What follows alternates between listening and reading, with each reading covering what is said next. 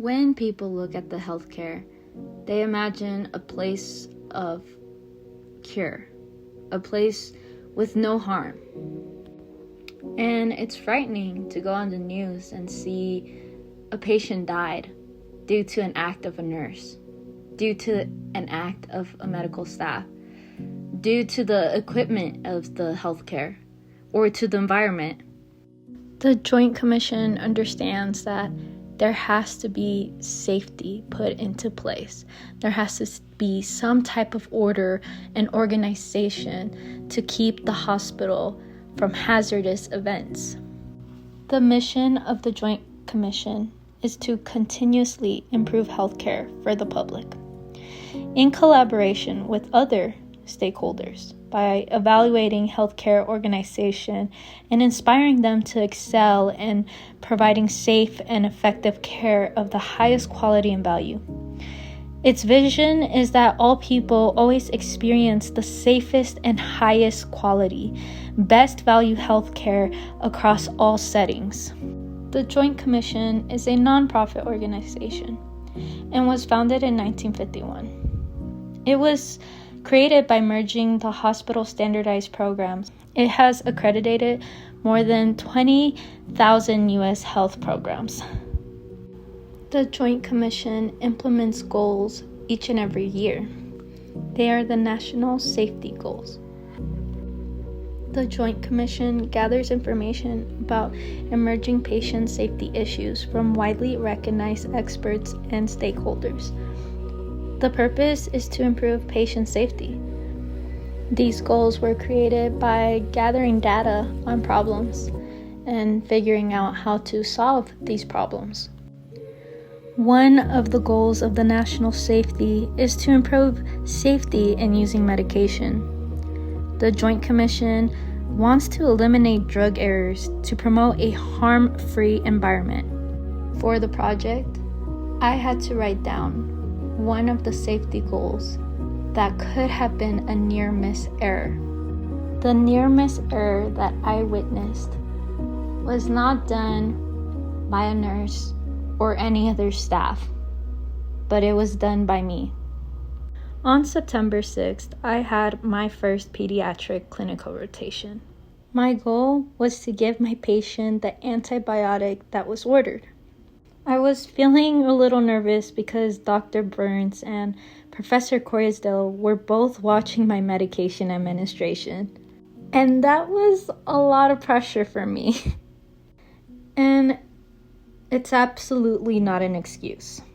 Nurses must learn how to work under pressure.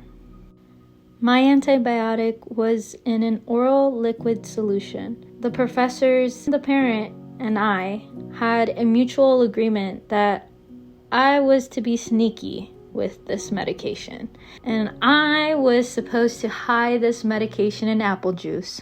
For additional context, the reason this was done is because this was a 2-year-old kid, and he absolutely did not want to take any sorts of medication. While gathering my medication, I completed the 7 rites. I laid my medication on the counter, turned around, grabbed gloves, and boom. That's when I knew I messed up. I turned around and I saw that my medication was gone. I right away looked at Professor Corriesdale, who looked suspiciously sneaky, and I begged her to give my medication back. She really tried to act like she didn't have it, but I knew she had it.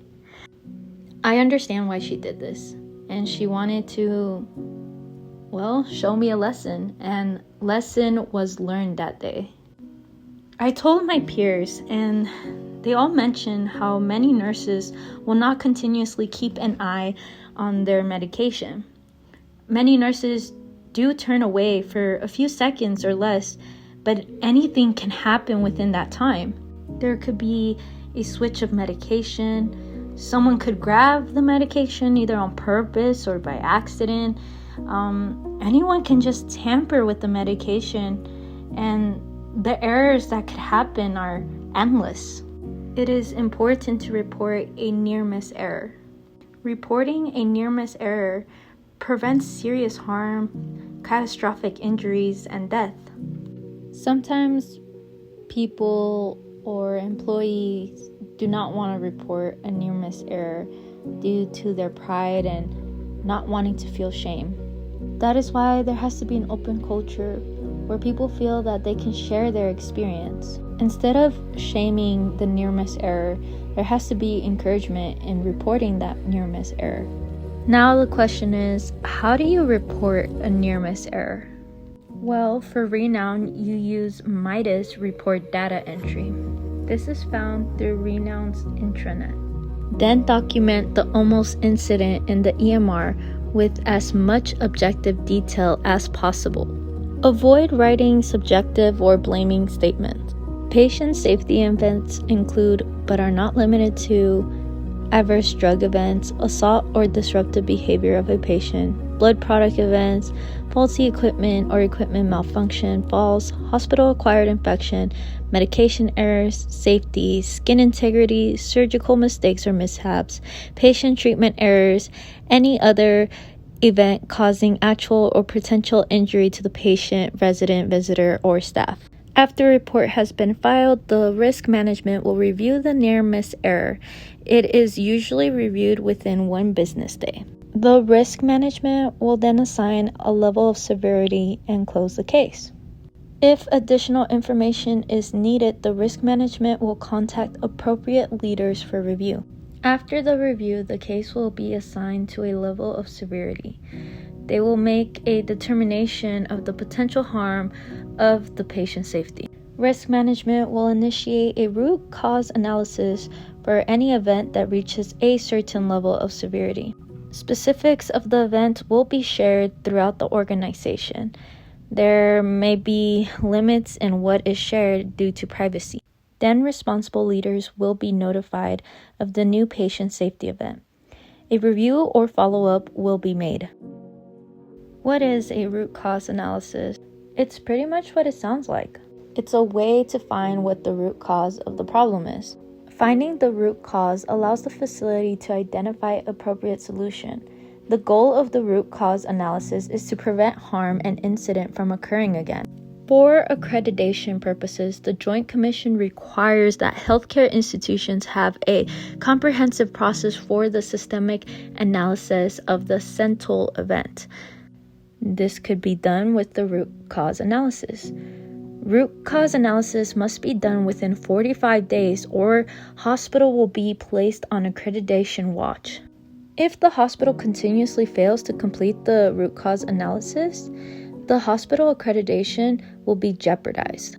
Here are the steps of a root cause analysis. First, there needs to form a multidisciplinary team to analyze and define the problem. After identifying the problem, the team should evaluate systemic factors that may have contributed to the error.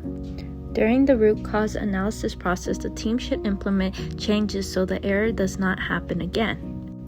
The team will then create process improvement strategies. Then they will evaluate their improvement modification with senior leadership and key stakeholders. The Joint Commission has a framework for root cause analysis. There are 24 questions to aid in organizing a root cause analysis. It considers a variety of factors. My personal recommendation is to implement coping mechanisms. I do believe that my mistake was done due to anxiety. Anxiety can cause you to forget and alter your perception. I always hear my instructors saying you need to have a clear mind while working in the medical field. For example, do not come into work if you have a hangover or are abusing substances. These things alter your mental and physical abilities. Same thing with lack of sleep. It will affect your work performance. For me, it was not due to lack of sleep or substances, but out of nervousness. When nurses or student nurses feel anxious, they should work on their deep breathing technique and taking their time to evaluate what they're doing. For example, I should have taken my time to deeply evaluate my 7 rights of a medication administration. Another recommendation would be to have signs that remind nurses to keep medication within sight at all times.